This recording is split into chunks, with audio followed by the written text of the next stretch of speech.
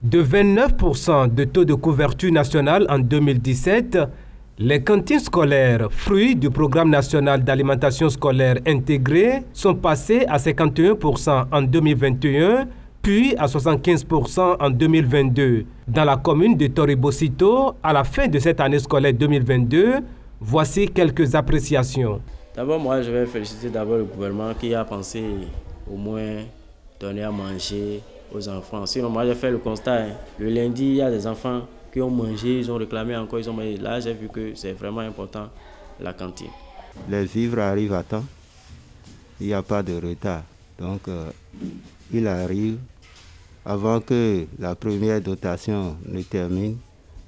La deuxième arrive déjà. Chez nous, la cantine n'existe pas encore. Puisque la généralisation est pour bientôt, on nous a dit. On espère que ce sera dans ce lot-là prochainement. L'initiative est appréciée de tous, mais la gestion des cantines scolaires, cumulée avec les activités pédagogiques, donne lieu à certaines difficultés. Ce qui est clair, ça fait une tâche de plus par rapport à ce que nous avons. Nous en avions déjà deux, c'est-à-dire la gestion pédagogique, nous avons la gestion financière des écoles. Maintenant, il y a encore une autre gestion qui est venue, ça fait 3. Ça n'a pas encore pris comme on le veut, parce que c'est un village où les parents sont un peu réticents, surtout par rapport à la souscription que les enfants doivent donner. Bon, ça ne vient pas, le directeur est obligé de mettre la main dans la poche.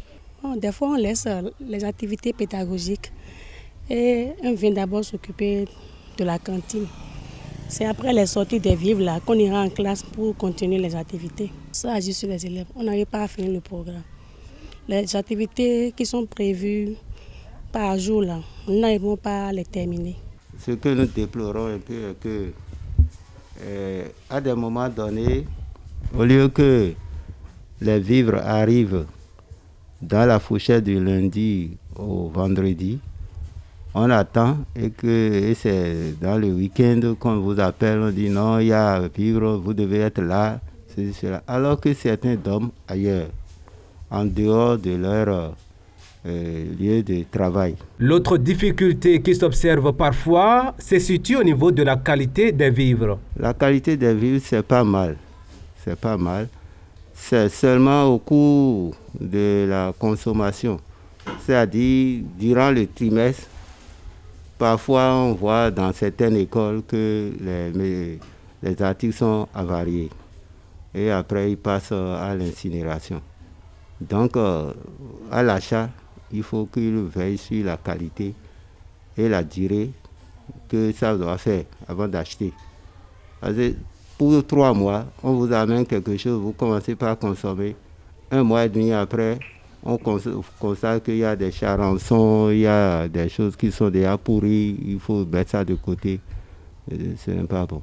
Une difficulté que confirment les bonnes dames en charge de la cuisson des repas et qu'elles gèrent de leur mieux. Les acteurs formulent ici des doléances à l'endroit des autorités. Si le gouvernement peut accompagner aussi les directeurs qui gèrent la cantine à avoir au moins un enseignant, c'est-à-dire s'ils sont à 6 classes, qu'ils aient au moins le temps de gérer la cantine et ils auront un maître dans la classe, là. Ce ne serait pas mauvais.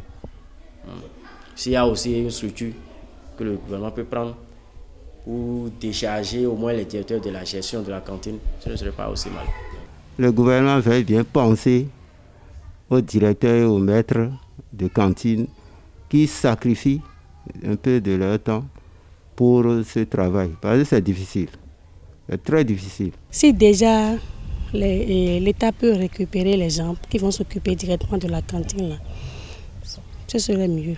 Ce sont là quelques pistes qui pourraient servir d'orientation dans le cadre des actions à entreprendre pour l'amélioration du programme des cantines scolaires au Bénin.